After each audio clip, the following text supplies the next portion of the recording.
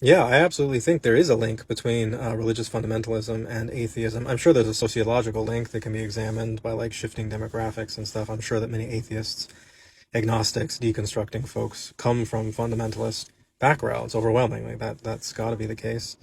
But I also think I've also talked about this link between fundamentalism and atheism in terms of something I call the fundamentalist dilemma. I've talked about this a couple times in the past. Both many fundamentalists and conservative evangelicals and many atheist agnostics, all that kind of stuff, seem committed to the same dilemma, the idea that either the Bible is perfect or it's bad. Either it's perfect or it's bad. And you can really see their sort of mutual commitment to this idea when you start talking about different kinds of criticisms of the Bible. So when I point out, for example, contradictions in the Bible or tensions or morally problematic things about the biblical text, or even just when I sort of just gesture at the humanness of the text and its construction, there'll inevitably be some Christian commenter probably from a fundamentalist background who swoops in to try and argue quite irrationally that that cannot possibly be the case.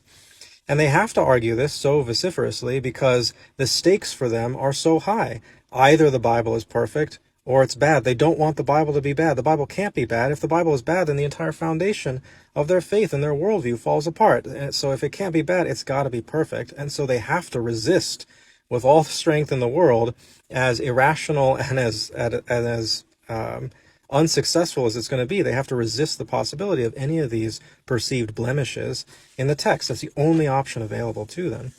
But you also see a lot of atheists and agnostics who trade in this same dilemma as well. And you can see this when they point to criticisms of the Bible, of untoward things about the Bible. I'm not going to name names or anything, but there are plenty of like atheist content creators on this app whose entire platform is just built on like vaguely gesturing at morally problematic things in the biblical text and then acting as though that is a sufficient demonstration that the Bible is false or Christian faith is false or all religion is false or something like that. And a person would only think that that's like a valid way of reasoning if they were committed to this fundamentalist dilemma, if pointing out an imperfection necessarily entailed that the Bible was bad.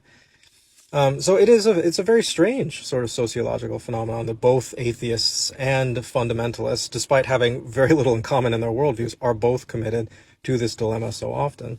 There's one book called The Bible Made Impossible by Christian Smith that sort of attempts to talk about this from an evangelical perspective, basically saying that evangelicals have set the bar of the Bible so high that we can't really read and interpret it anymore.